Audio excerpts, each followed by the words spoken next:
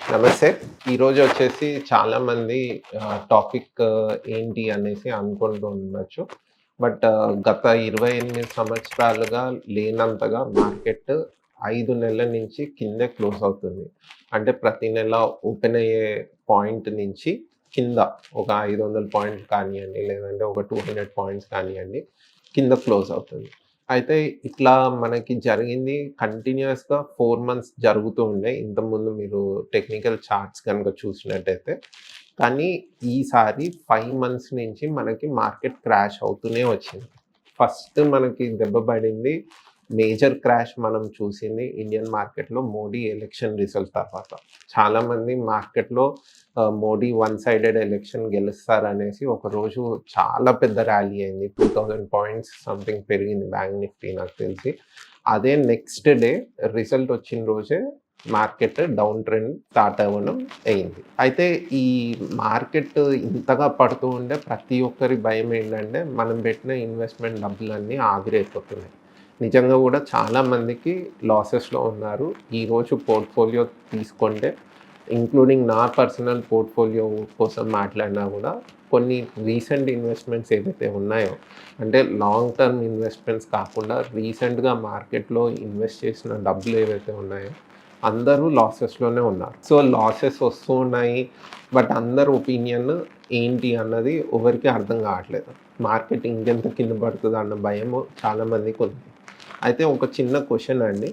ఈ వీడియో చూసేవాళ్ళు దయచేసి మీకు ఇండియా కోసం మీ ఒపీనియన్ ఏంటి? అంటే ఇండియన్ మార్కెట్ గట్టిగా ఉందని మీ ఒపీనియనా? కిందకెళ్తుందని ఒపీనియనా? ఒక 1 మినిట్ టైం తీసుకొని కింద కామెంట్స్‌లో రాయండి. నేను ఎందుకు అడుగుతున్నాను కామెంట్ చేయమని ఈ వీడియోకి మాత్రమే అంటే, చాలామందికి భయం అంటున్నారు కదా! సో, జెనరిక్ ఒపీనియన్ తీసుకుందాం. ఇప్పుడు నేను యూట్యూబ్ వీడియోలో చేసుకుంటూ నేను మీకు నా ఒపీనియన్ చెప్పిన బదులుగా మీరు కింద కామెంట్‌లో రాయండి. ఇంటర్నేషనల్ థింగ్స్ పక్కన పెడదాం.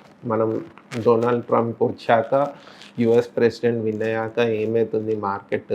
ఎందుకు కింద పడుతుంది? ఆయన రోజుకొకలాగా మాట్లాడుతున్నాడు. ఈ విషయాన్ని పక్కన పెడితే ఇండియన్ మార్కెట్ కోసం మీరేం ఆలోచిస్తున్నారు? లేదంటే మీ ఒపీనియన్ ఏంటి? ఇండియన్ మార్కెట్ గట్టిగా ఉందనా? పడిపోద్దనా?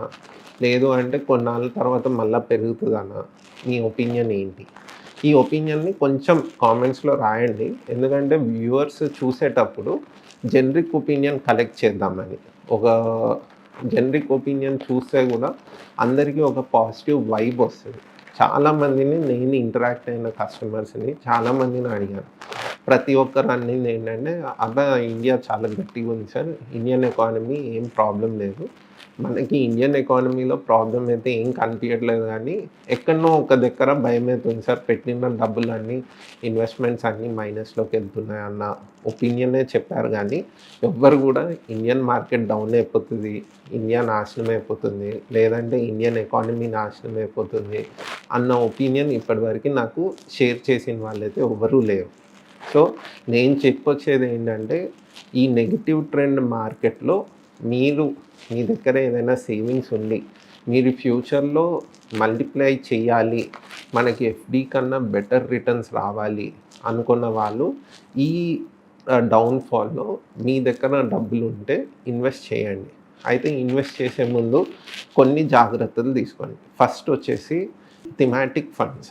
నేను మ్యూచువల్ ఫండ్స్ కోసమే చెప్తున్నాను. మీరు స్టాక్ రిలేటెడ్ అయితే గనక అది సెపరేట్ సబ్జెక్ట్ అండి. మ్యూచువల్ ఫండ్స్‌లో థీమాటిక్ ఫండ్స్ అని కొన్ని ఉంటాయి. సో, ఇప్పుడు చాలామందికి డౌట్ ఏంటంటే థీమాటిక్స్‌లో ఇన్వెస్ట్ చేయాలా వద్దా?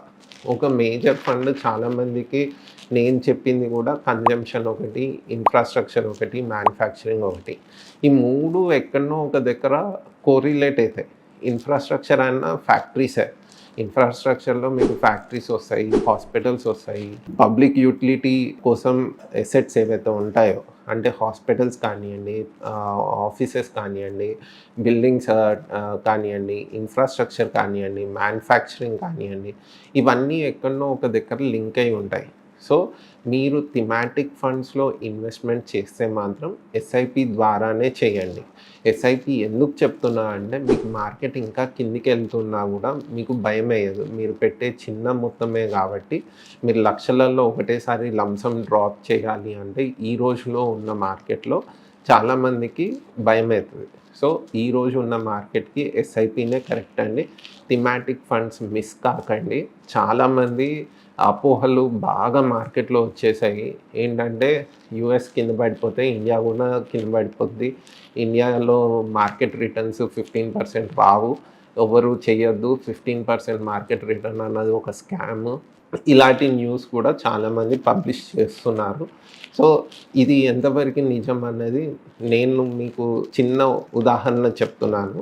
యుఎస్లో కూడా అందరూ డెవలప్ అయిపోయాక, ఇన్ఫ్రాస్ట్రక్చర్ అంతా డెవలప్ అయిపోయాక 1999 Y2K పీరియడ్ ఏదైతే ఉందో, ఈ డిజిటల్ రెవల్యూషన్ ఏదైతే వచ్చిందో యుఎస్లో, వాళ్ళు అప్పటి వరకు వాళ్ళు చేసుకున్న ఇన్ఫ్రాస్ట్రక్చర్ అంతా మీరు యుఎస్లో కనుక చూస్తే లాస్ట్ 25-30 ఇయర్స్ బిఫోర్, అంటే 1995 to 2000 మధ్యలో యుఎస్ ఇన్ఫ్రాస్ట్రక్చర్ చాలా బాగుండేది. ఆ రోజులలో మెట్రోస్, ఆ రోజులలో రోడ్స్ అన్నీ వచ్చాయి. సో అదే ఇప్పుడు యుఎస్ ఇన్ఫ్రాస్ట్రక్చర్ బాగాలేదని డొనాల్డ్ ట్రంప్ చెప్తున్నాడు. సో యుఎస్లో ఏదైతే డిజిటల్ రెవల్యూషన్ 2000 నుంచి స్టార్ట్ అయ్యి అమెజాన్ లాంటి కంపెనీస్ ఏవైతే బయటికి వచ్చాయో, అలాంటి కంపెనీస్ ఇప్పుడు మన కళ్ళ ముందు జొమాటో ఉంది, బ్లింకిట్ ఉంది, వీళ్ళంతా బిజినెస్ ఒక లెవెల్లో చేస్తున్నారండి. బ్లింకిట్ కూడా నేను మీకు గత వీడియోలో కూడా చెప్పాను. డీమార్ట్ అనే సంస్థ ఒక 20 ఏళ్ళ నుంచి కానీ, ఒక 15 ఏళ్ళ నుంచి కానీ, ఒక 2 లక్షల కోట్ల అమ్మనీకి వాళ్ళకి 15 ఇయర్స్ పట్టింది. కానీ బ్లింకిట్ స్టార్ట్ చేసిన 2 ఇయర్స్లోనే 2 లక్షల కోట్ల వ్యాపారం చేయడం స్టార్ట్ చేసింది. సో ఈ డిజిటల్ రెవల్యూషన్ అన్నది యుఎస్లో ఎలా అయితే వచ్చిందో బూమ్, ఆ బూమ్ ఇప్పుడు ఇండియన్ మార్కెట్లో స్టార్ట్ అయ్యే ఛాన్సెస్ చాలా ఉన్నాయి, అవకాశం ఉంది. కాబట్టి దయచేసి భయపడకండి. అపోహలు, తర్వాత సోషల్ మీడియాలో వచ్చే రకరకాల వీడియోస్ చూసి కన్ఫ్యూజ్ అవ్వకండి. మీకు ఎటువంటి డౌట్ ఉన్నా, మీరు సందేహాలు ఉన్నాయి, మ్యూచువల్ ఫండ్స్లో ఎట్లా చేయాలి, థిమాటిక్ ఫండ్స్లో ఎస్ఐపి అంటే ఏ థిమాటిక్ ఫండ్స్ తీసుకోవాలి, ఇలాంటి ఆలోచన మీకు కనుక ఉంటే మీరు కాంటాక్ట్ చేయాలనుకుంటే నన్ను కాంటాక్ట్ చేయొచ్చండి. ఈ 5 months కింద పడింది, వచ్చే నెల కూడా కింద పడుతుంది అన్న అపోహ ఉంది. అది ఎంతవరకు కింద పడుతుంది, ఎంతవరకు పైకి లేస్తుంది అన్నది మార్కెట్కి వదిలేద్దాం. బట్ మీరు ఈరోజు ఫినాన్షియల్ ప్లానింగ్ స్టార్ట్ చేస్తే మీకు బెనిఫిట్ చాలా ఎక్కువ ఉంటుంది. ఎందుకంటే 28 ఇయర్స్లో పడనంతగా మార్కెట్ ఈరోజు పడింది. అంటే ఇంతకన్నా బాటంలో మీరు కొనడం కష్టమండి. సో ఇది మంచి బార్గెన్ ప్రైస్లో మీకు స్టాక్స్ కానీ మ్యూచువల్ ఫండ్స్ కానీ దొరుకుతున్నాయి. దయచేసి మీ దగ్గర కష్టపడి సేవింగ్స్ కనుక ఉంటే ఆ సేవింగ్స్ని దీంట్లో ఇన్వెస్ట్ చేయండి. ఓకే, వచ్చే వీడియోలో మరింత డిస్కస్ చేద్దాము. ఇంటర్నేషనల్ ఇష్యూస్ కోసం మాట్లాడదాము. ట్రంప్ ఎలా చేస్తాడు అన్నది నేను మీకు చెప్తాను. అంతవరకు నమస్తే.